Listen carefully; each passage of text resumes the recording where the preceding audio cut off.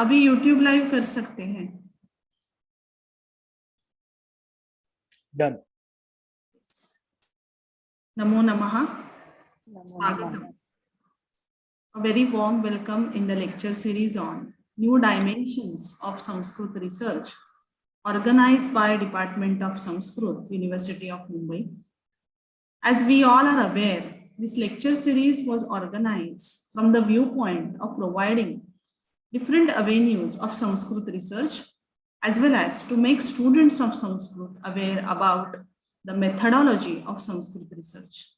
Till now, we have benefited from the lectures of Professor Nirmala Kulkarni, Professor Vijay Pandya, Dr. Pradnya Kulkarni, and Hemant Rajopadhyay. Today, we have got a different subject which remains unexplored for the students of Sanskrit, that is research in Prakrit language. We have with us Dr. Rajashree Mohadikar to engage a lecture on this topic. She is working as professor in Tirak Maharashtra Vidyapith, Pune. Previously, she has worked as assistant professor from 1994 to 2019 in Department of Sanskrit and Prakrit Languages, University of Pune. Her PhD was on the subject Jain Prakrit Stotras. She is the resource person for Sharada script at many renowned institutes. 10 PhD students and 6 MPhil students have received degree under her able guidance, and also some students are working under her guidance for PhD. Many of her students are foreigners, including one Japanese student. She also teaches to certain American students. She is a member of many BOS, RRC committees of universities.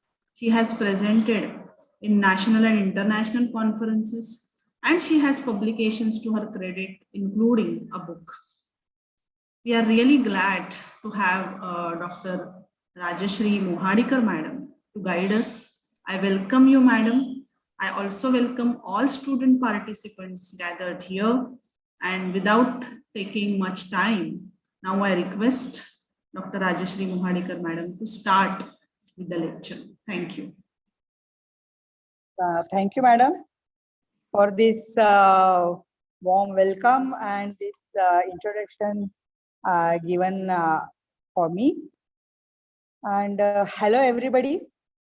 At the outset, I take this opportunity to thank the organizers of this lecture, Dr. Shakuntala Gowde, for inviting me to share my views on the topic, Prakrit, a new research avenue. Thank you very much. Before we enter into the topic, let me introduce you to the Prakrit. आपण सर्वांनीच संस्कृत शिकत असताना संस्कृत नाटक वाचलेलं आहे. या नाटकांमध्ये प्राकृतचा वापर हा देखील आपण पाहिलेला आहे. आता हे प्राकृत म्हणजे नेमकं काय आहे हे आपल्याला माहिती असत नाही. खूप वेळा गंमत अशी झालेली आहे की या संस्कृत नाटकांमधला जो प्राकृत परिच्छेद आहे तो संस्कृत छायेवरनं वाचला जातो आणि त्यातलं मूळ प्राकृत जे आहे ते मात्र काही वाचलं जात नाही. पण त्यामुळेच खूपशा गमती जमती होताना दिसतात. सुदैवाने मी संस्कृतमध्ये MA केलं आणि त्याच्यानंतर मी प्राकृतमध्ये MA केलं. त्यामुळे मला या दोन्ही गमती जमती अनुभवण्याचा एक छान अनुभव प्राप्त झाला आणि लक्षात आलं की संस्कृतचा अभ्यास करताना प्राकृतचा अभ्यास करणं किंवा प्राकृतचा अभ्यास करताना संस्कृतचा अभ्यास असणं या दोन्ही गोष्टी एकमेकांना अतिशय पूरक आहेत. So our previous scholars, all these scholars, they were masters in Sanskrit, Prakrit and Pali, all these 3 languages. And definitely the study of these 3 languages helps you in having the comparative aspect of these languages and penetrate into the language more deeply and more deeply. Obviously, the study, or we can say comparative study, that gives you a lot of bigger dimension to these languages also. Nowadays, this has become the custom that one who reads Sanskrit or one who reads Prakrit, he is not aware or he is not having the knowledge of other language. Like while reading Prakrit, you do not have the knowledge of Sanskrit or Pali, or while reading Pali, you don't know Prakrit or Sanskrit. So this should not happen, because this definitely gives you different perspective to look at the particular topic which you are reading, because the knowledge of these other languages, they help you in understanding the similar type of concepts or similar type of ideas which come across in the literature written in these different languages. आता प्राकृत म्हणजे नेमकं काय आहे? तर प्राकृत हा एक भाषा समूह आहे. I think I'll be bilingual. If you have any query, if you have any question, you can ask me. There is no problem. So प्राकृत हा एक भाषा समूह आहे. त्यालाच आपण प्रादेशिक किंवा बोली भाषांचा समूह असंही म्हणू शकतो. प्राकृत is a group of languages, regional or dialectical. Prakrit was prevalent in the society, while Sanskrit was taken as the official or very standard language. Prakrit ही जनसामान्यांमध्ये प्रचलितच होती, because all people living in the society, they were not the scholars of Sanskrit language, and they were not using Sanskrit as their communication language. Does it mean that they were not speaking or they were not communicating to each other? So in what language, in which language they were communicating? So that language was called Prakrit. But as I said earlier, Prakrit is not a one language, but it is a group of languages. Under this, you come across various types of Prakrit, like Shauraseni, Ardhamagadhi, Magadhi. This Magadhi itself was called Pali later, or Maharashtri, Jain Maharashtri, Paishachi. So there are various types of Prakrit. So inscriptions can be taken as the proof for this particular fact that people in general were using these Prakrits for their communication or for their daily usages. We find Prakrit used for literature also, mostly from the 6th century BC to 18th century AD. Why I am saying 18th century AD? Because a great Sanskrit writer, Ghanashyam, he wrote a Sattaka in Prakrit, and that was in 18th century. And that is the last proof which we get for this particular literature written in Prakrit. But nowadays, in modern times also, we find some scholars, some Jain sadhus also are writing in Prakrit. So again, we have started the heritage of Prakrit writings. I'll be talking about these literature little bit later. So, जेव्हा आपण भाषाशास्त्राच्या दृष्टीने प्राकृतचा विचार करतो, तेव्हा भाषाशास्त्रज्ञांनी जगभरातील भाषा या स्थूलमानाने 12 कुळांमध्ये विभक्त केलेल्या दिसतात. ती कुळ पुढील प्रमाणे आहेत: भारोपीय किंवा Indo European, second Semitic, Hamitic, Chinese, Ural Altai, Dravid, Malayo Polynesian, Bantu, Central Africa, that is मध्य Africa, Australian, American, and remaining all are in the 12th group of the languages. From all these families, Prakrit is related to Indo-European, that is Bharopiya language family. हा गट सुद्धा पुढे 8 उपविभागांमध्ये विभागलेला आपल्याला दिसतो.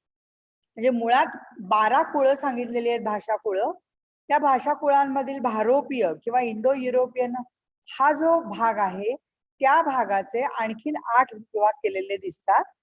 ते असे Armenian, Balto Slavonic, Albanian, Greek, Indo Iranian और Indo Aryan, Italic, Celtic, German or Teutonic.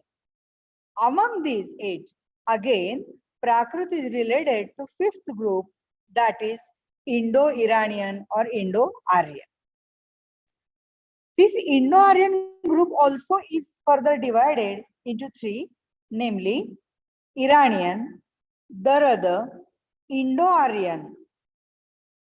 Now, here it is very explicit that Indo-Aryan can be related to Prakrit. So, ही भारतीय आर्य शाखा किंवा ही this Indo-Aryan branch of languages has Prakrits as a part of it. This particular group has 3 stages of its development. या गटाच्या विकासाचे 3 टप्पे मानलेले आपल्याला दिसतात. ते टप्पे असे ओल्ड इंडो आर्यन, प्राचीन भारतीय आर्य भाषा. Its period is BC 1600 to BC 600. इसवी सन पूर्व 1600 ते इसवी सन पूर्व 600 असा काळ याचा मानला जातो. Second group is middle Indo Aryan, that is मध्ययुगीन भारतीय आर्य भाषा. Its period is BC 600 to AD 1000. इसवी सन पूर्व 600 ते इसवी सनाचं 1000 आहे साल. And third group is New Indo-Aryan, that is आधुनिक आर्य भाषा काल, and that is AD 1000 till date. इसवी सनाचं 1000 साल तिथपासून आतापर्यंतचा सगळा काळ हा 3ऱ्या गटामध्ये मोडतो. And Prakrit is mainly connected to the second group, that is Middle Indo-Aryan language. Whatever Prakrit literature we start finding, it is mainly from this particular point, that is 600 BC. In this first stage, that is 1600 BC to 600 BC, we find the form of the old language is preserved in hymns, that is Ruchas of Rigveda. You must be wondering that why I am talking about all these language stratas, language levels, or why I have taken Rigveda into consideration. Because when we read Vedic language, we definitely find some similarities of this Vedic language to this Prakrit language. For example, Dvivachana is not used in Prakrit. It is not used in Rigveda also. Many a times you find the work of Chaturthi, dative case, is completed by Shashti, that is genitive. आता ऋग्वेदाचा आणि प्राकृतचा काय संबंध आहे असा आपल्याला प्रश्न पडू शकतो. तर प्राकृत आणि ऋग्वेदातल्या ज्या भाषा, ऋग्वेदाची जी भाषा आहे त्याच्यामध्ये तुम्हाला बरचसं साम्य दिसून येतं. आणि उदाहरण बघायचं झालं तर प्राकृत मध्ये द्विवचन वापरलं जात नाही, तसंच ऋग्वेदामध्ये सुद्धा द्विवचन आपल्याला दिसत नाही. ऋग्वेदामध्ये सुद्धा पुष्कळ वेळा चतुर्थीचं काम हे षष्ठीने केलेलं दिसतं आणि प्राकृत मध्ये सुद्धा षष्ठीचाच वापर होतो, चतुर्थीचा वापर झालेला आपल्याला दिसत नाही. So we find ample similarities in Vedic language and the format of Prakrit language. A good comparative study can be taken in this particular field. Although scholars have worked on this sphere of language, but still one having a great interest in linguistic features and comparative aspect of the language can have a good zone of study here. So it would be very interesting to find out the similarities and dissimilarities or some similar usages in Prakruts and in Rigvedic or Vedic languages. या भाषाशास्त्रीय अभ्यासासाठी प्राकृतच्या शब्दसंग्रहाचा म्हणजे वोकॅब्युलरीचा सुद्धा आपल्याला विचार करणं आवश्यक आहे. It is very much interesting. At the same time, it is very much important to take into consideration the vocabulary of Prakrit languages. हा प्राकृतचा जो शब्दसंग्रह आहे तो 3 भागामध्ये विभागला गेलेला आपल्याला दिसतो. ते विभाग म्हणजे तत्सम, तद्भव आणि देशी. So what is the meaning of tat here? Tat here refers to Sanskrit. So tat sama means those words which are similar to Sanskrit. For example, kamal, jal, anjali, kankan, ganga, etc. Then comes the second part, that is tadbhava, which is supposed to be the most great part or bigger part of the language. So tadbhava, as we have already seen, tad refers to Sanskrit, so that which originates from Sanskrit. Here it is very much interesting to note that those words which are adopted in Prakrit from Sanskrit, they undergo various changes, phonetical changes, and then they are adopted in Prakrit. जे शब्द संस्कृत मधनं प्राकृत मध्ये येतात ते प्राकृत मध्ये येत असताना बरेच वर्ण विकार होऊन वापरले जातात. उदाहरणार्थ पुष्प changes to पुप्प, Kshir changes to kheer, jalad becomes jalaya, काक becomes का, पद becomes पय or पग, etc.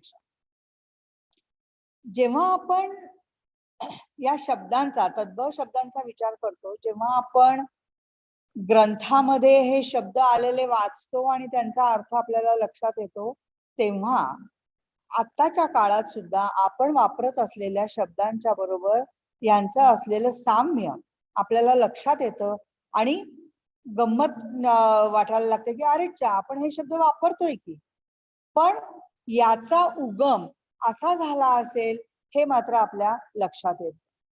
So this becomes very interesting study to find out the phonetical changes which undergo the Sanskrit words while coming into Prakrit. For this particular group of words, namely Tadbhava, there are many rules given by Prakrit grammarians like Vararuchi, Hemachandra, etc. I shall give you some important rules only to just have a knowledge of the rules, how they are formed or how they undergo the changes in the word.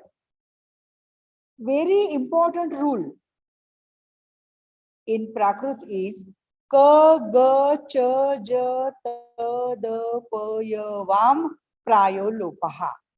So these 9 consonants, namely ka, ga, cha, ja, ta, da, pa, ya, and va. These consonants, they are dropped, and when they are non-initial and non-conjunct, that is anadi asanyukta astana ka, ga, cha, ja, ta, da, pa, ya, आणि व ही जी व्यंजन आहेत त्या व्यंजनांचा लोप झालेला आपल्याला दिसून येतो. But the condition is anadi asanyukta. And when they are dropped, they retain whatever vowel is there in them. For example, jalada, we have seen some words previously. So in jalada, the is anadi and asanyukta, so the is dropped. But what is the vowel there? Vowel is a. So a is written. Now the question may arise, in jalada there is ja also, and in this list ja is also there, but the condition is anadi and that condition is not completed, and that's why j is not dropped. Therefore, we get jala a, but many a times you would find jala ya also, and this ya which you hear instead of the is called yashruti. So these particular rules, they help you in understanding the word. Now, why this understanding of the rules is important, or why it is very much important that Prakruti should be understood originally? I'll give you one example, because all of you must have read Sanskrit dramas and you must have read Sanskrit Chaya in it. But if you know these rules, you can interpret the word on your own. For example, I give you one example here. Supposing in Prakruti you find a word vyara, vyara or vyara. Now we have already seen that ka, ga, cha, ja, ta, da, pa, ya and va. These letters, they are dropped when they are anadya and asa. Now vyara can be vikara, it can be vichara, it can be vitara, and it can be vidara. Now see, 4 variations you are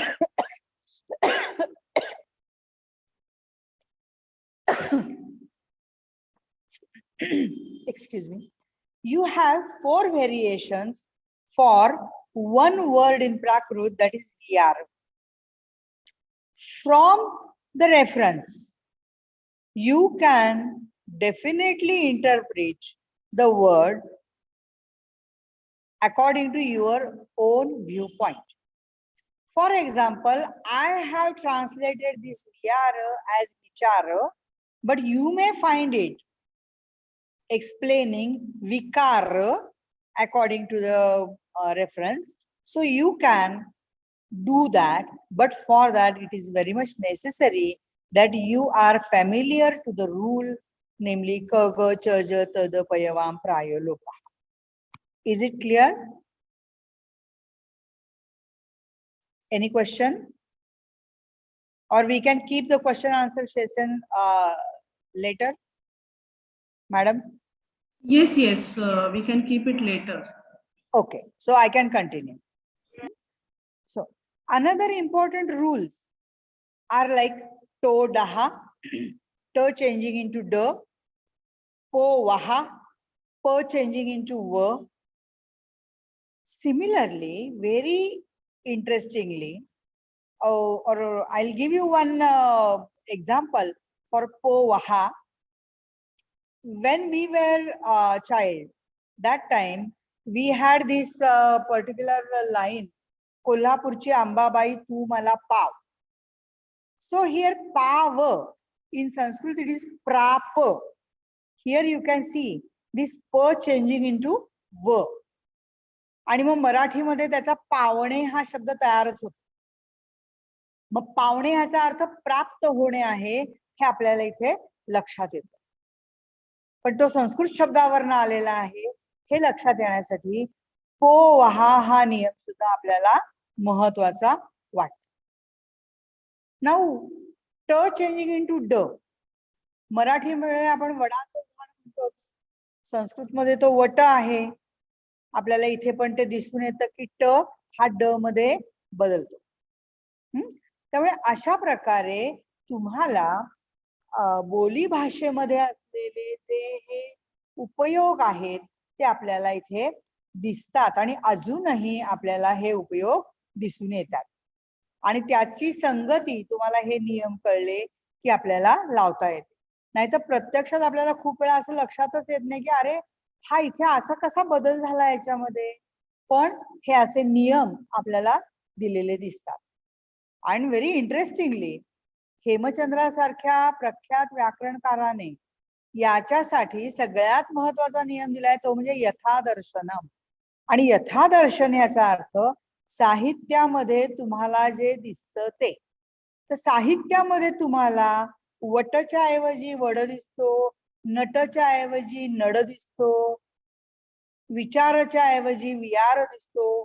म्हणून तुम्हाला इथे या गोष्टी बघाव्या लागतात किंवा इथे या गोष्टी आपल्याला समजून येतात. Then there are some vowels also which are also not used in Prakrit. काही स्वरांचा सुद्धा वापर प्राकृतमध्ये नाही हे आपल्याला लक्षात येईल. आपली जी वर्णमाला आहे स्वरांची त्याच्यामध्ये अ, आ, ई, उ, ऊ, रू, रू, लृ, लृ, ए, ऐ, ओ, औ आणि अम, आहा एवढे सगळे स्वर त्याच्यामध्ये येतात. ऑब्विसली अम, आहा हे स्वर नाहीये, पण त्याचा आपल्या त्या चार्टमध्ये तसाच समावेश केलेला दिसतो. तर यामधले रू, रू, short ru also is not there and long ru also is not there. Ru, short and long, both are absent. I and au, these are also absent. And visarga also is not used. Now, when we hear or read some words like Krishna, we can see when you go to northern side, they pronounce this as Krishna, and we in Maharashtra side we pronounce it as U, Krishna. So Ru is changing into either A, U, E, sometimes Ri. So Rushi changes into Rishi. Now we can see Hrithik Roshan, Hrithik Roshan. So Ru, it has got variety of pronunciations in changing in Prakrit. At the same time, we have some what I should say, we have some tactics also for separating the conjunct consonants also. For example, when we use biscuit, if you go to village side, they pronounce it as biscuit. So they have separated s and k. E in biscuit, ski, is replaced by u, and s gets a, and in this way biscuit changes into biscuit. For example, another example we can take is spashtikaran. It becomes sapashtikaran in some languages. That is, supposing I cannot pronounce spashtikaran, I will break it, the conjunct, and then I will pronounce it as sapashtikaran. Another important rule for this conjunct consonant is only vargiya vyanjanas, class consonants only will be used as conjunct. जोडाक्षर येताना फक्त वर्गीय व्यंजनच जोडाक्षर म्हणून येईल असाही महत्वाचा नियम प्राकृतमध्ये आहे. And therefore in Sanskrit we do not have this type of rule. In Sanskrit you can have any consonant coming in conjunct with any other consonant. For example, kaksha. In kaksha, ksha, as all of you must be knowing that it is the combination of ka and sha. So sha and sha, they are not used in Prakrit. At the same time, you do not have sha. Sha does not have any class consonant, and that's why ka takes kha. So normally you would find if first letter of the class is there, it takes second letter or it takes the same letter. For example, tark, it becomes takka, and in Marathi it becomes tak. Arka, it becomes akka. Similarly, shakra changes to sakka. So you will find if the first letter is of the conjunct is the first letter of the class, it takes second letter. And if the first letter of the conjunct is different, then the first letter of class will take the first letter. I hope you are getting.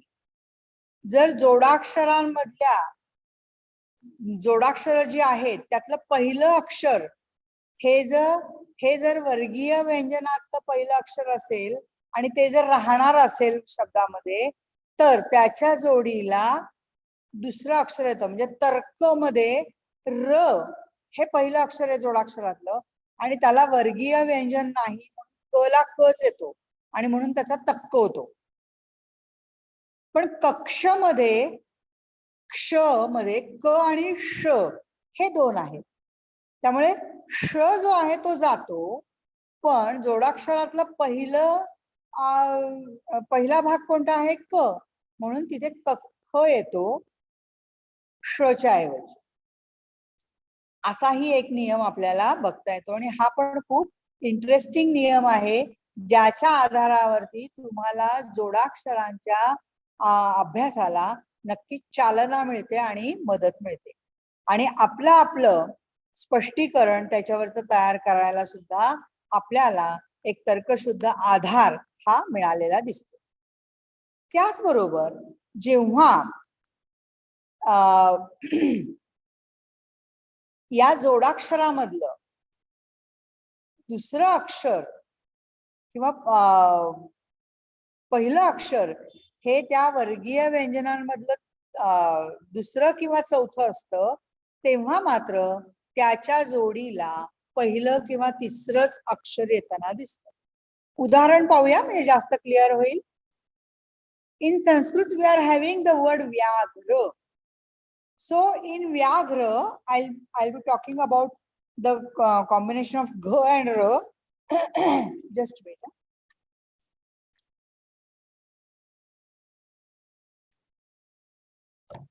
So in Vyagra, you are having the combination of G and R.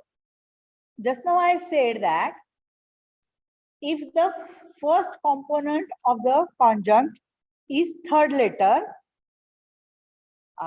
fourth letter or second letter, it will take third and first respectively. So G is the fourth letter, so it will take G instead of R. So it becomes Vagh in Prakrit, and in Marathi it becomes Vagh. इथे वाघ होताना दिसतो. तो वाघ कसा झाला, तर व्याघ्र मधला जो घ्र आहे त्या घ्रच्या पूर्ण युनिटचा बदल ग आणि घ मध्ये होतो. आणि दुसरा नियम असा आहे की जेव्हा केव्हा जोडाक्षर समोर येतं तेव्हा अलीकडचा स्वर हा नेहमी ऱ्हस्वच असतो प्राकृत, आणि त्यामुळे इथे व्याघ्रचा वघ होताना दिसतो. आता व्याघ्र मधल्या व्यचा कसा बदल झाला, तर यचा तिथे लोप झाला, कारण व्याकरणकारांनी असा नियम दिलाय की जिथे जिथे य हे दुसरा घटक म्हणून जोडाक्षराचा येतो तिथे त्या यचा तुम्हाला बदल झालेला दिसतो किंवा त्या यचा लोप झालेला दिसतो, आणि म्हणून व्याघ्र मधल्या यचा लोप झाला आणि मग आ राहिला, म्हणून तिथे आघ वाघ असं झालं. पण प्राकृतच्या नियमाप्रमाणे वाघ मधल्या आचा लोप होतो आणि तिथे ऱ्हस्व येतो आणि म्हणून तिथे वघ होतो, आणि परत जेव्हा तो मराठीत येतो किंवा हिंदीमध्ये येतो तेव्हा त्याचा वाघ किंवा बाघ असा झालेला आपल्याला दिसतो. क्लिअर आहे? जाऊ पुढे. Okay. Then along with this, some rules which tell us to use some other letters for some conjuncts. Namely, some adeshas are given that this unit should be used for this particular conjunct concept. म्हणजे काय? एखाद्या विशिष्ट जोडाक्षरांच्या जोडीसाठी एखादी वेगळी जोडाक्षरांची जोडी वापरा असं सांगितलेलं आपल्याला व्याकरणकाराने दिसतं. उदाहरणार्थ अष्ट, अष्ट मध्ये श आणि ट हे दोन आले आहेत, तर त्याच्याऐवजी ट आणि ठ वापरा असं सांगितलेलं आहे. त्यामुळे अष्ट मधला अठ्ठ होतो, अठ्ठचा मगाशी सांगितलं त्या नियमाप्रमाणे 8 होतो. हा आपल्याला इथे बदल लक्षात येतो. स्त, स अँड त, इट शुड चेंज इनटू त अँड थ. सो हस्त चेंजेस टू हत्थ and again hatha. When it comes into Marathi or Hindi, it becomes hatha or hatha.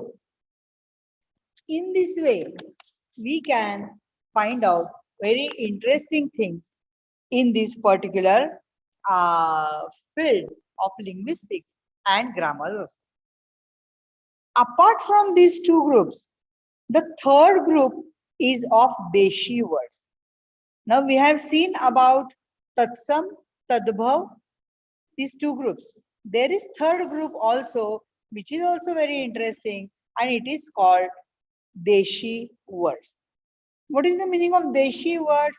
They are completely regional words and do not have any connection or any similarity with Sanskrit words. Up till now, in Tatsam, we have seen the words in Sanskrit and Prakruti, they are completely similar. There is no change. In Tadbhava, we have seen that they come from Sanskrit and they undergo some phonetical changes and then they are used in Prakruti. But in Desi words, you do not find this particular process.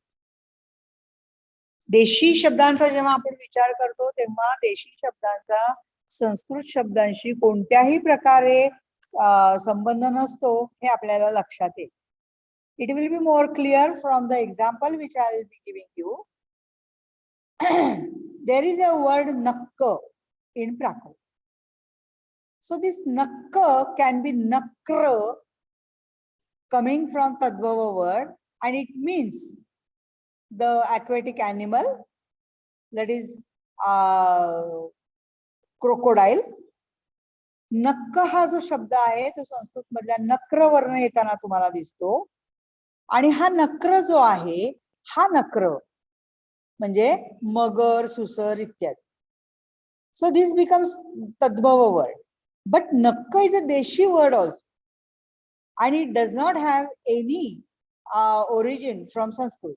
And when it is a Deshi word, it means nose, Marathitla nak. Now this becomes very important to know when you come across the word nakka in Prakrit passage, whether it refers to nose or it refers to crocodile, etc. हे बघणं खूपच महत्वाचं आणि खूपच गमतीचं ठरतं की नक्क हा शब्द जो त्या प्राकृत परिच्छेदामध्ये आलेला आहे तो नाक या अर्थाने आलेला आहे की सुसर, मगर या अर्थाने आलेला आहे. आणि अर्थातच तुम्हाला संदर्भावरनं ते ठरवता येतं. त्याचबरोबर इतरही खूप देशी शब्द आहेत की ज्या आत्ताही आपण अजून वापरतो. उदाहरणार्थ पोट्ट म्हणजे पोट. जेव्हा तो पुत्रपासून असतो तेव्हा त्याचाही पोट्टच होऊ शकतो, पण तो पुत्रपासून येतो तेव्हा तो देशी, तो तद्भव असतो. पण जेव्हा पोट या अर्थाने वापरतो तेव्हा मात्र तो देशी असतो. बप्प म्हणजे बाप, हिंड म्हणजे हिंडणे.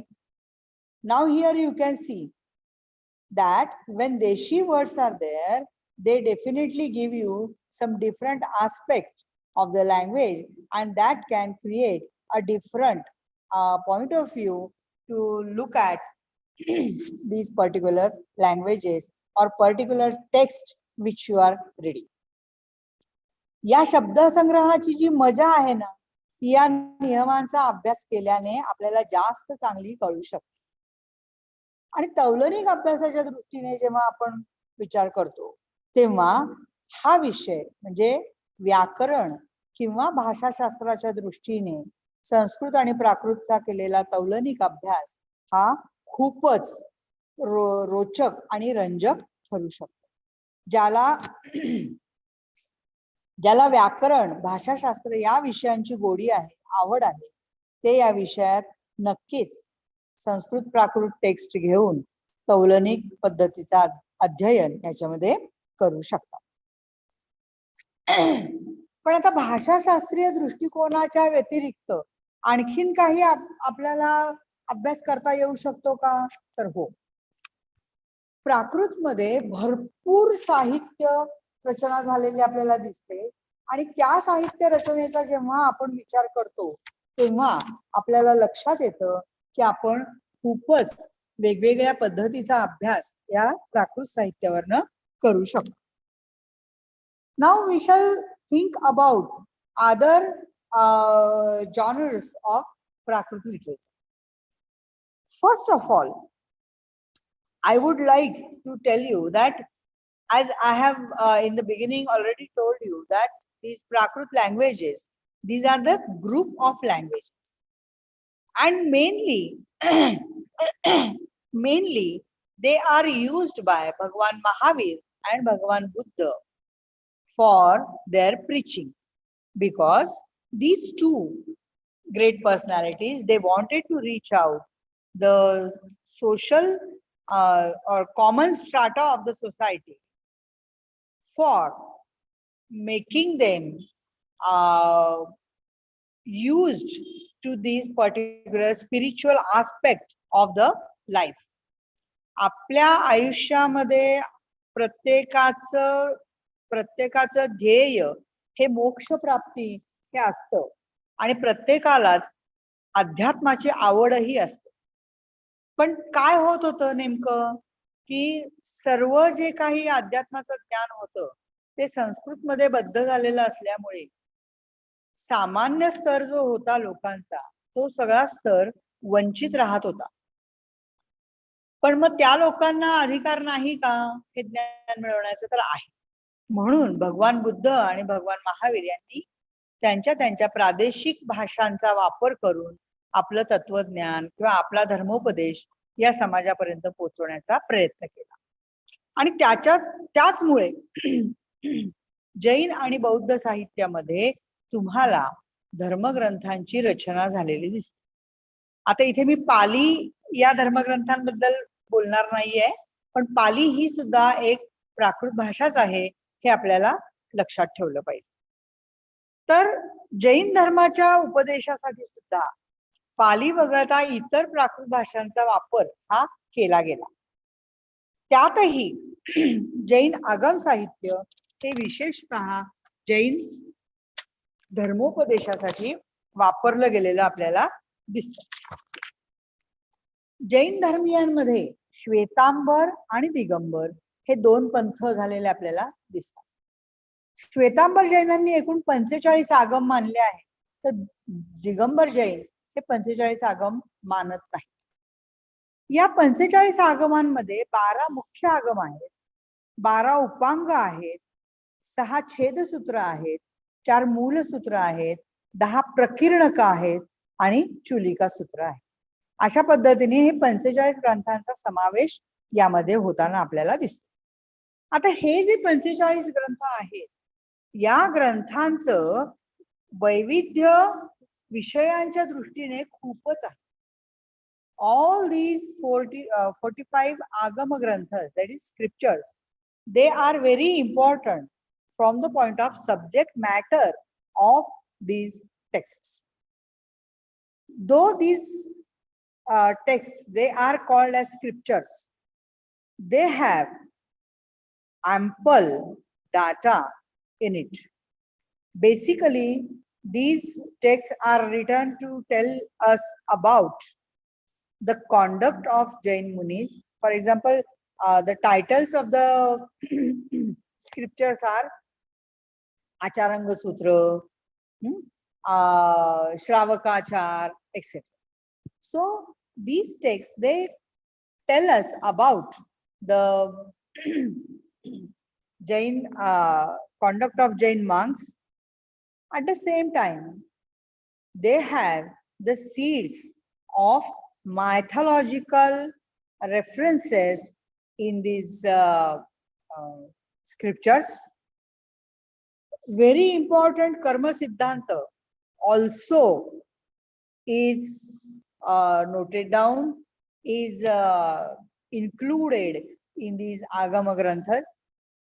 At the same time, we find various definitions of Jiva, Atma, etc., which are the core of any philosophy. Very important accounts of historical events, like 2 great battles which took place in the city of Vaishali, also are mentioned in some of these Agama Granthas. At the same time, now we can see that there are some scriptures like Naya Dhamma Kaha or Jnata Dharma Katha, which are very important from the point of view of social and cultural data. At the same time, this particular text is important from literary point of view also. This particular text is full of the drishtantas, variety of illustrations, variety of figures of speech, beautiful expressions, and beautiful or very important data. Nowadays, we are having the era of woman empowerment. स्त्रियांचं सबलीकरण हा या शतकातला सगळ्यात महत्वाचा नारा सध्या आपल्याला दिसतो. या नायाधम्मकहासारख्या ग्रंथांमधनं आपल्याला स्त्रियांच्या सबलीकरणाचे पुरावे किंवा स्त्रियांना किती मान दिला जात होता त्या काळामध्ये याचे पुरावे आपल्याला या नायाधम्मकहासारख्या ग्रंथांमध्ये मिळतात. किंवा अंतगड दसासारखं जे आगमग्रंथ जो आहे त्याच्यामध्ये सुद्धा कृष्णाच्या बरोबरीने इतर त्याच्या ज्या राण्या होत्या त्यांना सुद्धा ही मुभा होती. त्यांना वाटलं तर त्यांनी दीक्षा घ्यावी, त्यांना वाटलं तर त्यांनी दीक्षा घेऊ नये. म्हणजे असं नाहीये की कृष्णाने दीक्षा घेतली म्हणून इतरही स्त्रियांनी दीक्षा घेतलीच पाहिजे, असा काही तिथे नियम तुम्हाला दिसत नाही.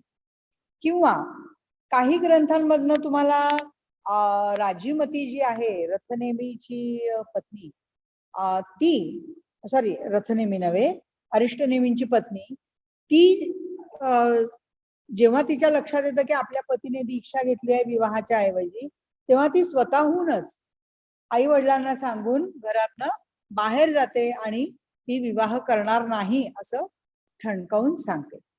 यासारख्या ज्या घटना आहेत किंवा यासारखे जे संदर्भ आहेत ते तुम्हाला सामाजिक आणि सांस्कृतिक संदर्भाच्या दृष्टिकोनातनं खूपच महत्वाचे वाटू शकतात आणि त्यातनं आपल्याला संशोधनाच्या नवीन दिशा या सुद्धा मिळतात. At the same time, as these agamas, they are supposed to be compiled by 3rd century or 1st century BC, then from the point of view of language also these texts are very important. Then I come to the 12 Upangas which are there. These Upangas, they also have variety of topics included in it. They talk about astrology, astronomy, then mathematics, then biology.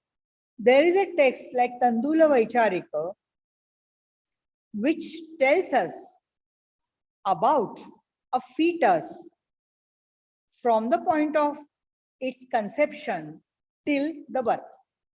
तंदुल वैचारिक सारखं जे तंदुल वैचारिक सारखे जे ग्रंथ आहेत त्या ग्रंथांमध्ये गर्भधारणा होण्यापासून ते जन्माला येण्यापर्यंत गर्भाची जी वाढ आहे किंवा त्या गर्भाबद्दलचं जे सगळं विवेचन आहे ते तंदुल वैचारिक सारख्या ग्रंथांमधनं आलेलं दिसतं. त्याचबरोबर मूलसूत्र जे आहे त्यातलं जे दशवैकालिक सारखं जे टेक्स्ट आहे त्या दशवैकालिकामध्ये तुम्हाला विविध प्रकारचे जे बॅक्टेरियाज किंवा जीव आहेत, एकेंद्रिय जीव आहेत, त्या जीवांविषयीची सगळी माहिती मिळते. आपल्याला हे माहिती आहे की सर जगदीशचंद्र बोस यांनी हा शोध लावला की वनस्पतींमध्ये सुद्धा जीव असतो. पण हे जे दशवैकालिक सूत्र आहे जे अगदी खूप इसवी सनाच्या पहिल्या दुसऱ्या शतकात किंवा त्याच्याही आधी लिहिलं गेलेलं आहे, त्यामध्ये तुम्हाला या वनस्पती या एकेंद्रिय जीव आहेत असा त्याच्यामध्ये उल्लेख सापडतो आणि त्यांचं वर्णन सुद्धा सापडतं. म्हणजे इतकं बारकाईने वर्णन आहे त्याच्यात की ऊसाचे जे पेर असतात त्या पेरामध्ये जीव असतो, बटाट्याला जे डोळे फुटतात त्या बटाट्यांना किंवा कांद्याला जे कोंब फुटतात त्या कांद्यांमध्ये जीव असतो, किंवा बीज ज्याच्यामध्ये आहेत म्हणजे वांग असेल किंवा भोपळा असेल अशासारखे बियांनी युक्त असे जे अशा ज्या भाज्या आहेत किंवा वनस्पती आहेत त्यांच्यामध्ये जीव असतो. अशा सारखे सर्व महत्वाचे संदर्भ तुम्हाला या दशवैकालिकासारख्या ग्रंथामध्ये सापडतात. So again it becomes very important from the point of view of the study of scientific knowledge also, which is also given in these particular text. It may not be in the format of scientific knowledge, but you can still find out the science behind all these texts. याच्यामध्ये विज्ञान किंवा शास्त्र तुम्हाला त्या दृष्टिकोनातून याचं वर्णन केलंय असं जरी सापडलं नाही तरी त्याच्यामध्ये विज्ञानाचा भाग आहे हे आपल्याला निश्चितपणे लक्षात येतं. अर्थातच या सर्व विवेचनाचा उद्देश हा तत्वज्ञान सांगणं किंवा साधूंना आचरणाविषयीचे काही नियम सांगणं हा आहे. असं जरी असलं तरी त्याच्या पाठीमागे त्यांनी जे तर्कशास्त्र वापरलेलं आहे किंवा त्यांनी डोळे उघडे ठेवून जे विवेचन केलेलं आहे त्या विवेचनामुळे आपल्याला वेगळ्याच दिशा मिळतात हे सुद्धा निश्चित आहे. त्याचबरोबर या ग्रंथांमधलं सूर्यपण्णत्ती, चंदपण्णत्ती सारखे जे ग्रंथ आहेत ते ग्रंथ आपल्याला सूर्याचा भ्रमणमार्ग, चंद्राचा भ्रमणमार्ग याविषयीची गणित आणि त्याविषयीचे त्यांचे जे ठोकताळे आहेत ते आपल्याला याच्यामधनं दिसतात. त्याच्यामुळे खगोलशास्त्रीय अध्ययन सुद्धा आपल्याला या ग्रंथांचं करता येतं आणि त्या दृष्टिकोनातून सुद्धा प्राकृत ग्रंथांचं महत्व आपल्याला नाकारता येणार नाही. त्याचबरोबर काही महत्वाचे संदर्भ लिपी विज्ञान किंवा नीतिशास्त्र याच्या विषयीचे जे आहेत ते आपल्याला रायपसेणीय म्हणजे राजप्रश्नीय यासारख्या ग्रंथांमधनं सुद्धा दिसून येतात. त्याचबरोबर सृष्टी विज्ञान हा म्हणजे कॉस्मॉलॉजी हा सुद्धा विषय या उपांगांमध्ये काही ठिकाणी चर्चिलेला आपल्याला दिसतो. उदाहरणार्थ जम्बूद्वीप पण्णत, जम्बूद्वीपाची रचना कशी आहे, त्या रचनेचं मोजमाप काय आहे, अशासारखे सगळे महत्वाचे संदर्भ, अशासारखी सगळी महत्वाची विवेचनं ही आपल्याला या ग्रंथांमधनं आलेल्या दिसतात.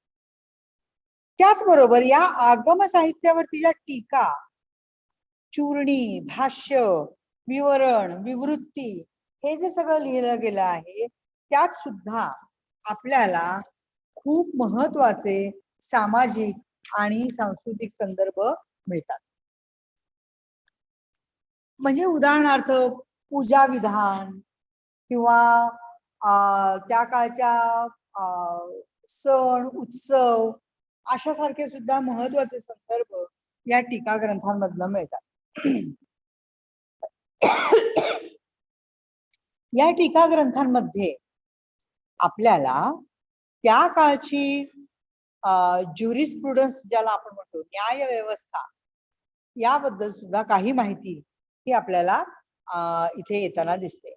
सो we find these commentarial literature which is written later, still it has very important points like jurisprudence, law and justice, or prayashchitta vidhana. These particular aspects of the society also are dealt with in these particular texts, along with the scriptural texts which give you ample social and cultural data. These commentarial literature also is very important from the point of view of different aspects of social and cultural dimensions.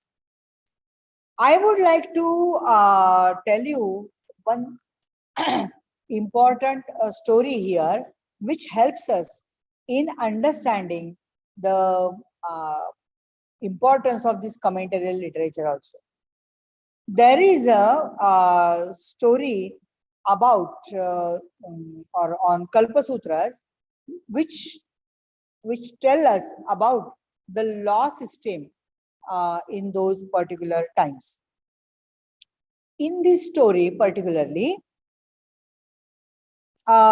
we find one prince who is very much intoxicated due to his power as viceroy or prince, and he starts disturbing and troubling all the people.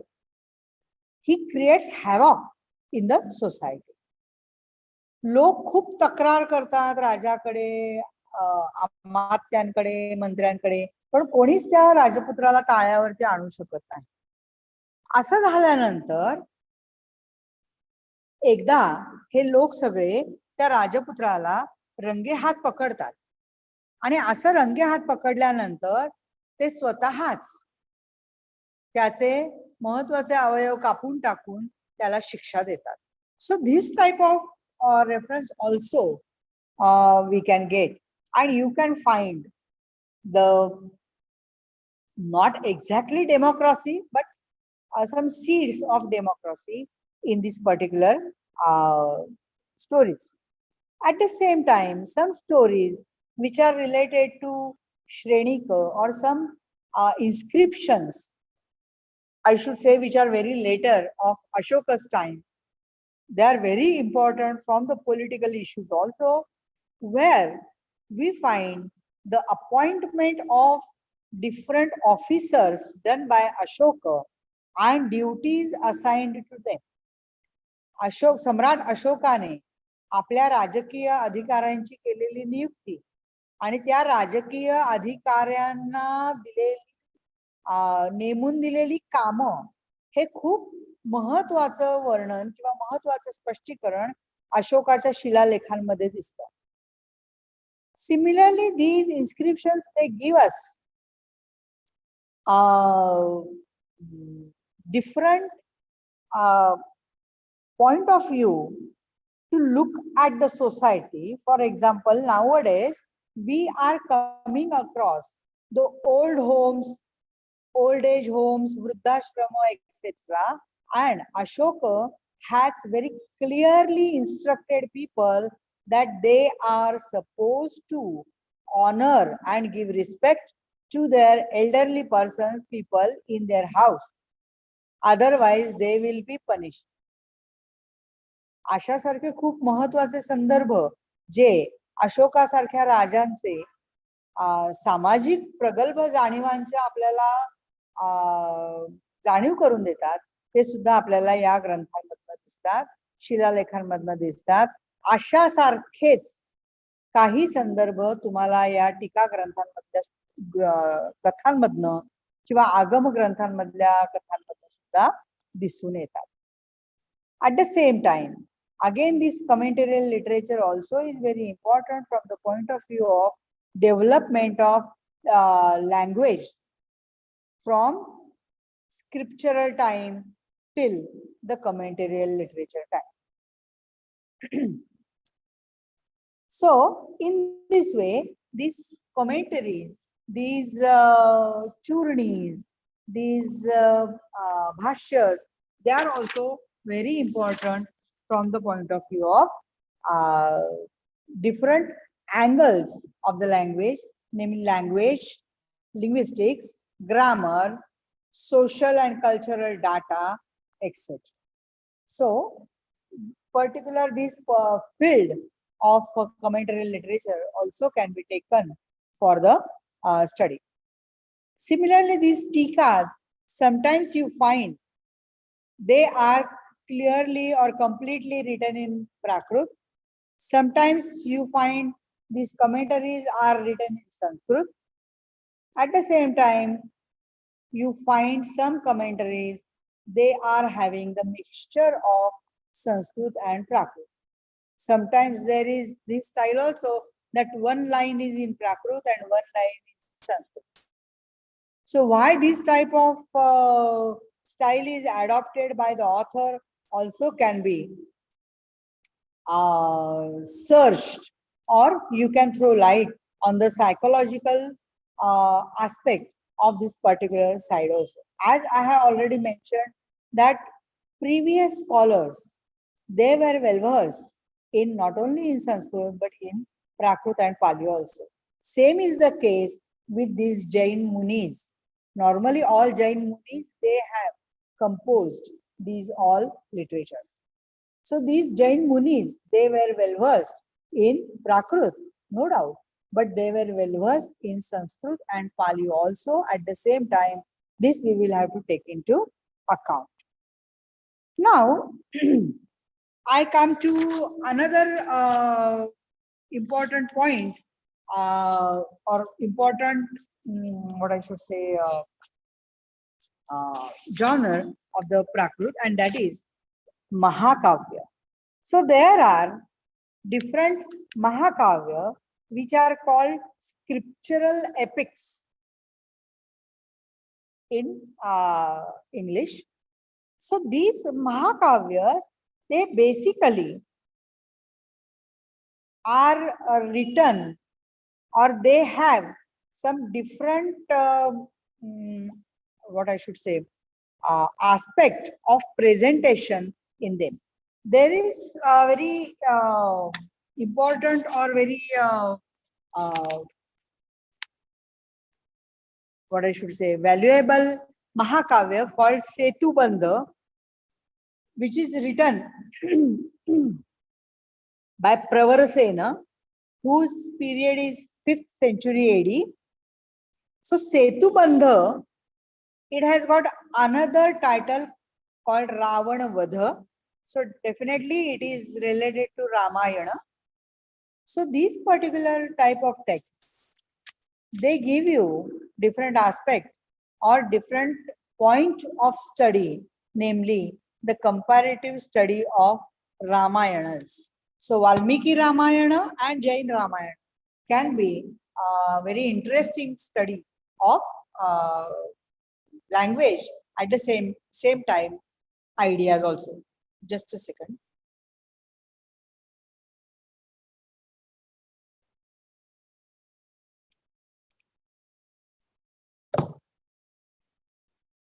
When you turn towards Charita Kavyas, which is a very famous genre in Prakrit language. So this Charita Kavyas, it has got Paumachariyam, that is Padmacharita in Sanskrit, and it is the Jain Ramayana. So its presentation is totally different from our Valmiki Ramayana. So this can be very interesting study of language and ideas. At the same time, we have Gauda Vaha. Now this Gauda Vaha, it is written by Vakpati Raja, who is famous as a Sanskrit poet. But he gives you very good historical account of Yashovarman attacking the Gauda king and killing the Gauda king. So this interesting account you can find in Gaudavada. At the same time, the Mangalacharana, benedictory verses of this Gaudavaha, they are also very beautiful, and they give you and they give you they are written in actually 60 verses, 60 verses. So you can have the study of the style of the author along with the different ideas, beautiful ideas, which you can examine from the point of view of poetics. काव्यशास्त्राच्या दृष्टिकोनातून सुद्धा या मंगलाचरणाचा अभ्यास तुम्हाला करता येईल. पौराणिक संदर्भ त्याच्यामध्ये जे आलेले आहेत त्यांच्या दृष्टिकोनातून सुद्धा तुम्हाला या मंगलाचरणाचा अभ्यास करता येतो. त्याच वेळेला वाक्पती राजाने जो ऐतिहासिक घटनाक्रम दिलेला आहे, यशोवर्मन राजाने गौड राजावरती आक्रमण करणे वगैरे, या घटनेची सत्यासत्यता सुद्धा तुम्हाला पडताळून पाहता येते. आणि अशा पद्धतीने तुम्हाला हा एक वेगळा अभ्यासाचा विषय अशासारख्या महाकाव्यांचा अभ्यास केल्याने मिळू शकतो.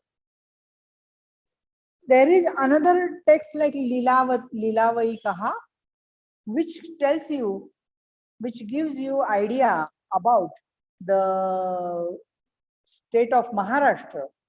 It clearly mentions the names like Paithan, etc., which is called Pratisthana, and Ashmaka, etc.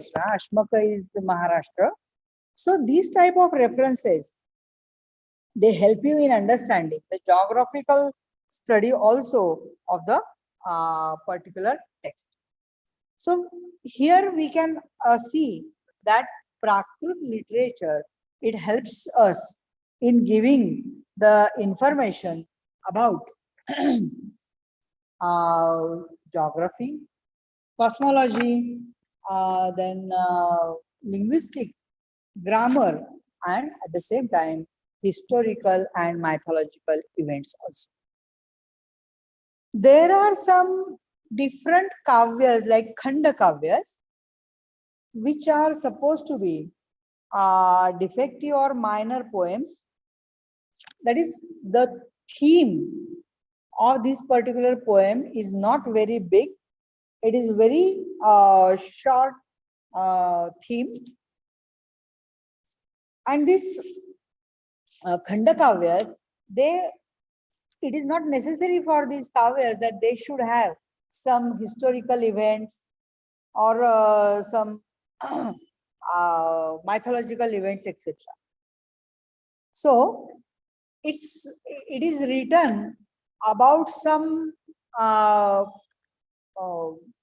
experience of your own life, and on that some story is built, and it is, we can call it a short or a very big essay, we can call it, and that is called khanda kavya.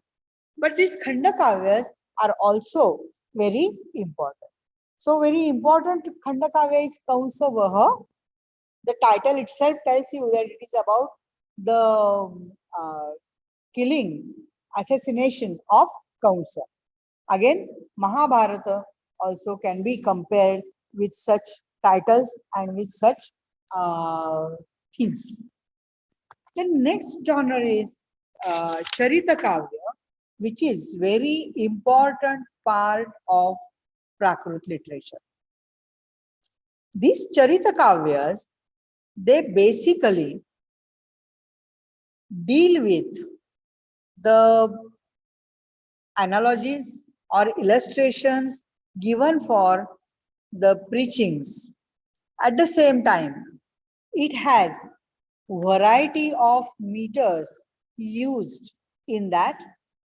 At the same time, many a times you find there is a description of different dynasties and lineages also, which can help us in examining or in comparing the all dynasties and lineages given in literal texts. At the same time, it helps us in understanding the ethical values of Jain monks, basically, or Jain householder. So, Achara Vyavahara Shastra also is being dealt with in this particular text. At the same time, this particular Charita Kavyas, they have the Akhyana style also, and there you have various stories, various variations which Jain Acharyas they have given here. And these Charita Kavyas, many a times you find they are in poetic form, sometimes they are in Gadya and Padya Mishra Kavya also. हे जे चरित्र काव्य आहे हा प्राकृत मधला एक वैशिष्ट्यपूर्ण असा घटक मानता येईल आपल्याला. आणि या चरित्र काव्यांमध्ये आपल्याला या लेखकांनी मुख्यत्वे करून जैन मुनी आणि जैन गृहस्थ जे आहेत त्यांच्या आचारधर्माविषयी उपदेश केलेला दिसतो. त्याच्याच बरोबर या ग्रंथांमध्ये वेगवेगळे वंश, त्यांची वंशावळ याचाही उल्लेख येताना दिसतो, ज्याची तुलना आपण इतर ठिकाणी मिळणाऱ्या ग्रंथांमधल्या माहितीशी आपण काढून पाहू शकतो. त्याच्याच बरोबर या ग्रंथांमध्ये तुम्हाला विविध प्रकारच्या छंदांचा वापरही दिसतो. महाभारत रामायण सारख्या कथांचा वापर झालेला दिसतो. त्यामुळे तौलनिक अभ्यासाला परत एकदा आपल्याला चालना मिळू शकते. हे चरित्र ग्रंथ जे आहेत ते बहुतांश वेळा तुम्हाला पद्य रूपात दिसतात, पण गद्य आणि पद्य मिश्र असंही काही ठिकाणी रूप तुम्हाला दिसतात. यानंतरचा महत्वाचा जो घटक आहे तो आहे मुक्तक काव्य. And very important poetry here is a compilation called Gatha Saptashati or Gaha Satasai, which is compiled by King Hala of Satvahan dynasty. Now, when we talk about Prakrit literature, though I have said that Prakrit literature is mainly written for giving you preachings, we find some texts which are not at all related to teachings, that is ethical teachings or sectorial teachings. धर्मोपदेशासाठी फक्त रचना केली गेली असं आपल्याला दरवेळेला दिसतं असं नाही. तर त्यामध्ये गाथा सप्तशती किंवा गाहा सतसई सारख्या ग्रंथांचा आपल्याला उल्लेख करावाच लागेल. गाहा सतसई हे हाल सातवाहन राजाने रचलेलं नाही म्हणता येणार, त्याने या सगळ्या गाथा गोळा करून त्यांचं एकत्रीकरण केलेलं आपल्याला इथे दिसतं. जेव्हा आपण प्राकृत साहित्याचा विचार करतो तेव्हा महत्वाचा एक भाग आपल्याला असा लक्षात घ्यावा लागतो की हे प्राकृत साहित्य खूप वेळा जनसामान्यातून आलेला असल्यामुळे त्यांच्या स्वतःच्या अनुभवावरती अधिष्ठित अशा ह्याच्यातली संकल्पना किंवा याची रचना आपल्याला झालेली दिसते. गाथा सप्तशतीचा मी विशेष उल्लेख याच्यासाठी करेन, कारण गाथा सप्तशती ही जरी बरोबर आजपासून 2000 वर्ष पूर्वीची असली, कारण इसवी सनाचं पहिलं शतक आणि 17वे साल असा त्याचा रचना काल मानला जातो, तरी त्याच्यामध्ये आत्ता आधुनिक काळामध्ये आपल्याला ज्या समस्या भेडसावतात, विशेष करून रिलेशनशिपच्या बाबतीमध्ये, नातेसंबंधांच्या बाबतीमध्ये, मग ते आई आणि मूल असेल, मित्र आणि मित्र असेल, किंवा पती आणि पत्नी असतील, किंवा कोणत्याही प्रकारचं गुरु शिष्य असेल, कोणत्याही प्रकारचा जो नातेसंबंध आहे त्या नातेसंबंधांवर विषयी मानसिक विश्लेषणात्मक भाष्य तुम्हाला या गाथा सप्तशतीमध्ये दिसतच. त्यामुळे गाथा सप्तशती सारखे ग्रंथ हे तहहयात तुम्हाला अभ्यासाचा विषय ठरू शकतात. त्याच्या वेगवेगळ्या दृष्टिकोनातनं या गाथांचा अभ्यास तुम्हाला करता येतो.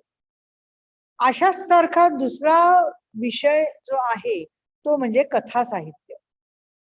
प्राकृत मध्ये विशेष करून जे कथा साहित्य आहे त्या कथा साहित्याचा उपयोग हा धर्मोपदेशासाठीच केलेला तुम्हाला दिसून येतो. म्हणजे कथा साहित्यामध्ये तुम्हाला फक्त प्रेमकथा, फक्त प्रणय कथा असं दिसून येत नाही. या कथांचा मूळ उद्देश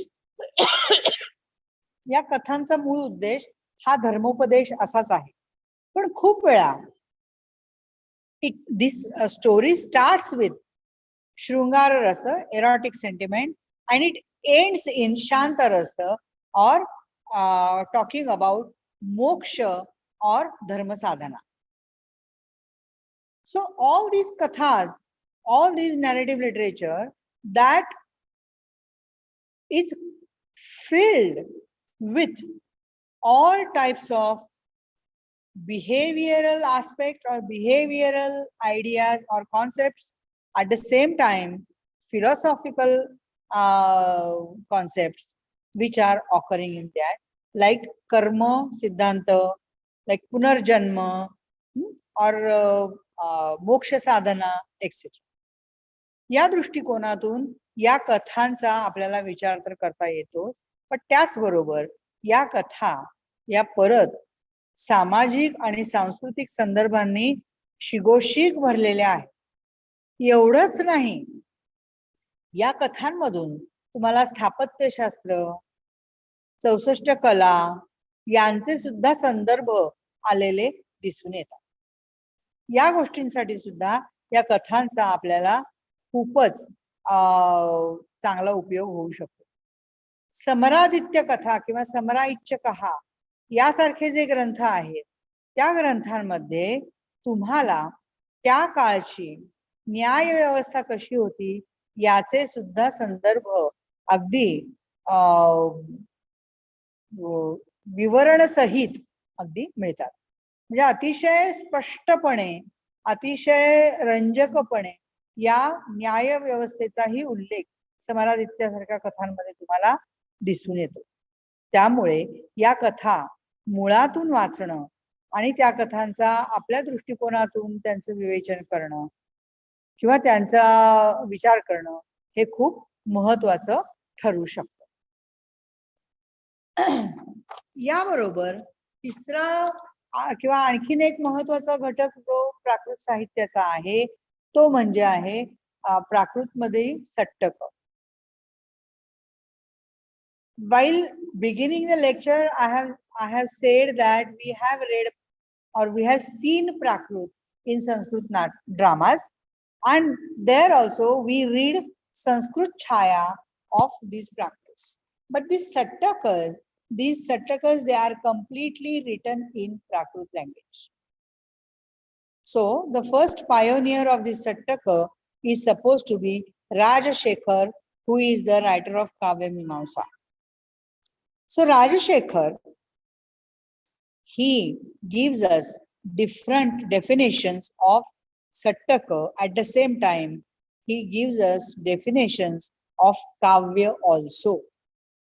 So from these points of view, it becomes very important that these Sattakas also can be read, and these Sattakas can give us different ideas or different explanations about the social and cultural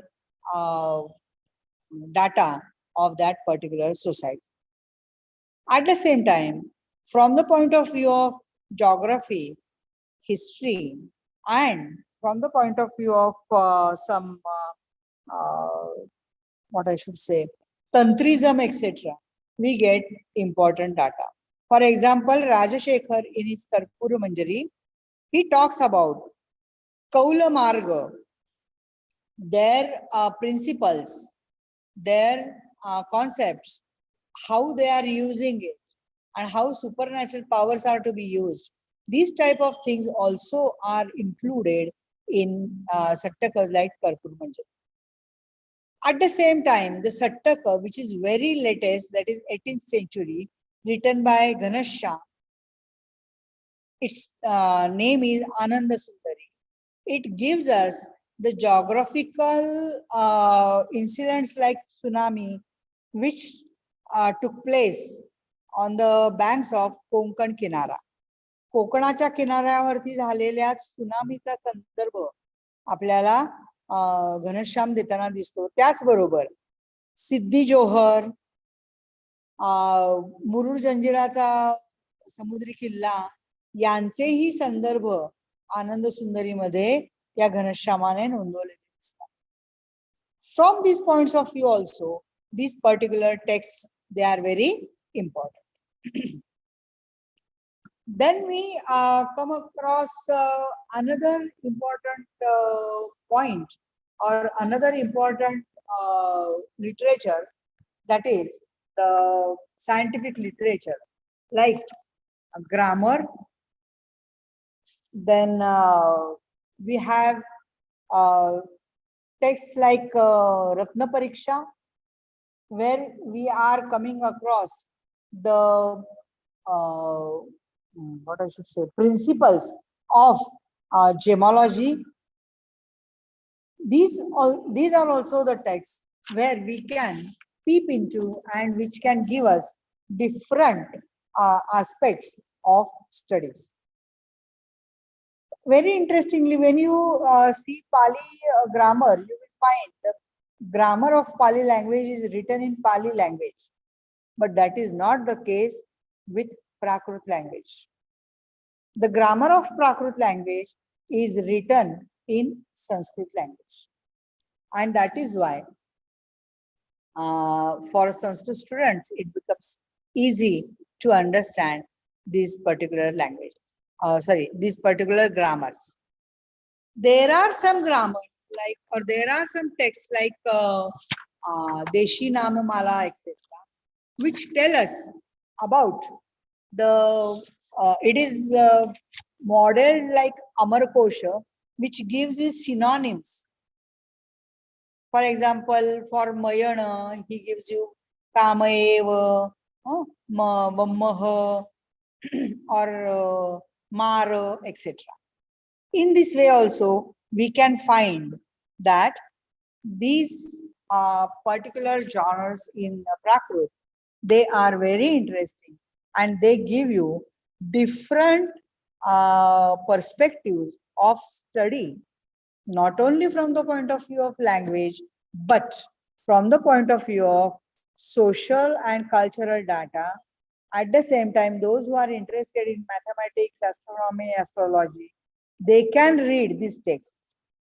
For example, in Vyavahara Bhashya, which is talking about Prayaschitta Vidhana, it gives you different mathematical equations of Surya and Chandra, their Brahmana, and Graha, Nakshatra, Tare, their places and their equations.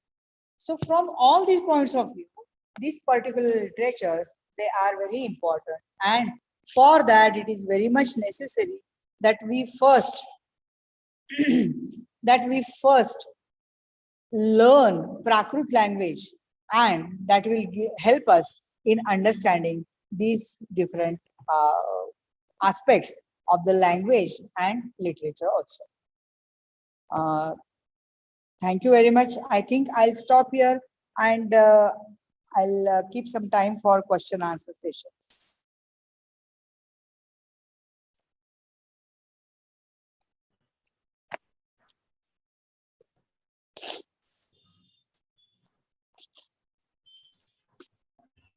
Hello. WhatsApp group मध्ये विद्यार्थ्यांचा एक प्रश्न आलेला आहे. Now Sanskrit is that which is refined and Prakruti is that which is natural. Yeah. So did the scholars refine the Prakrit and made Sanskrit from it, or the people modified the Sanskrit and made Prakrit for it? Example, a name like Lakshmi gets pronounced as Lachmi, which is probably much simpler on the tongue. So did Lakshmi become Lachmi, or Lakshmi become Lakshmi? Okay. For this, I'll turn to the first part of our lecture where I talked about Tadbhav, Tatsam, etc. See, basically, Prakrit is natural and Sanskrit is refined or polished. But nowadays also, we are having Marathi and English, and we have adopted so many words from English. Does it mean that English comes from Marathi or Marathi comes from English? No. Previously, it was the case that linguists, they started thinking that Sanskrit is the original language and Prakrit comes from that. And that's why we are having modifications or phonetic changes. But later on, this particular view changed because though Sanskrit was there, Prakrit was also there as the colloquial language of common strata of the people.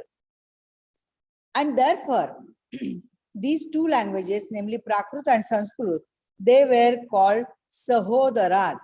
So they are sister languages.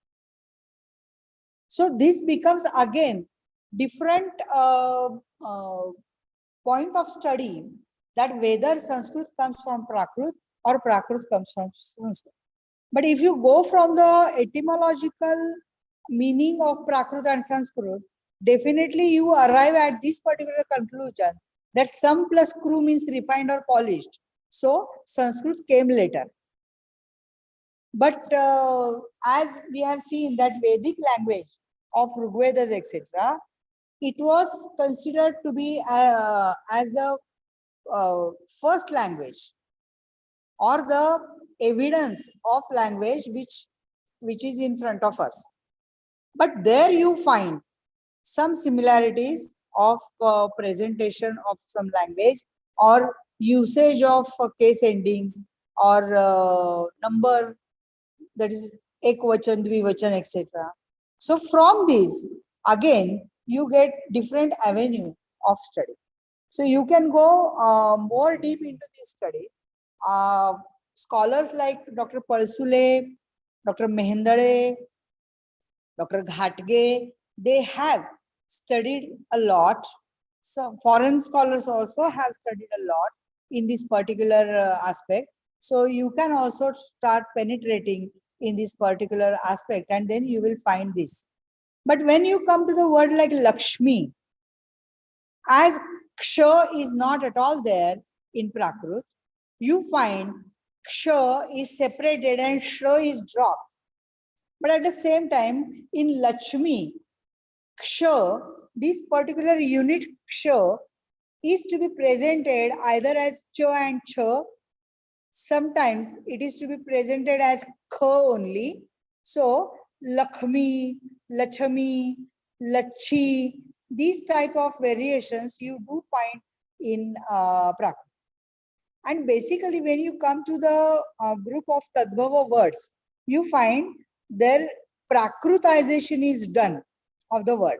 What is the meaning of Prakrutization? So, Prakrutization is actually the simplification of the pronunciation. And therefore, Vatsala becomes Vachala. Lakshmi becomes Lachmi or Lachumi. I told you about the Swara Bhakti. Swara Bhakti, in Swara Bhakti, you get the insertion of one vowel in the conjunct.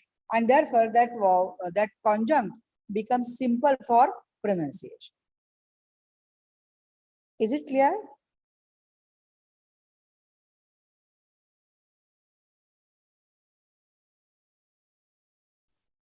Yes, Hetal?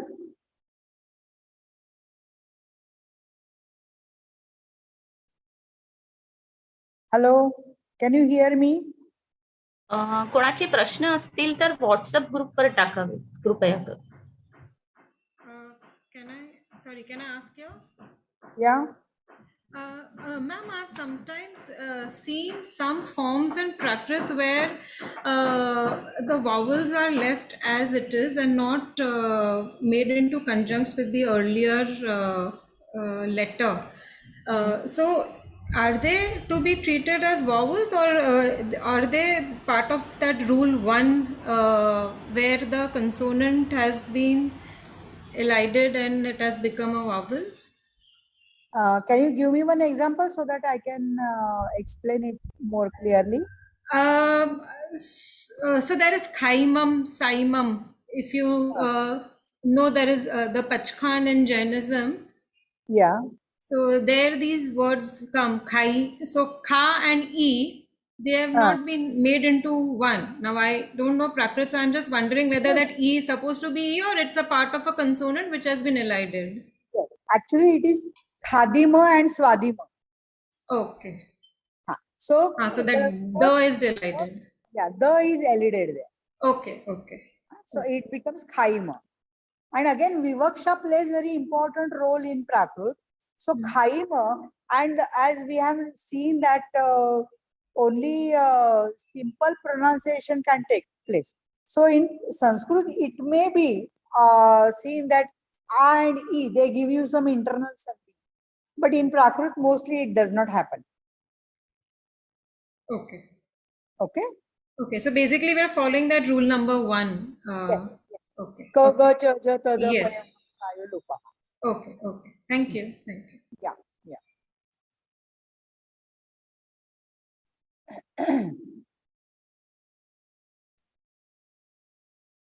Yes, any other question? So, Madam, I think we are done with the questions. Okay. It is my proud privilege to express vote of thanks. I thank Professor Dr. Rajashree Mohadikar, Madam, from the bottom of my heart for giving a beautiful lecture, and that lecture was thought provoking, where and it is as per the theme, new dimensions. So students over here will get a very broad overview through your lecture, Madam, about how can one try to pursue research in Prakrits. So, in spite of your busy schedule, you accepted our invitation and gave a very interesting lecture. So I thank you profusely. I thank the University Computational Center for arranging the talk for the Zoom app and also relaying it on YouTube so that people can watch it to posterity. And I thank very different professors who were there. I saw Professor Dr. Shubhada Doshi had also come for the lecture. So I thank her for that, and all the audience also for making this lecture interesting. I declare the program to be over. Thank you one and all. Thank you. Thank you very much. Thank you.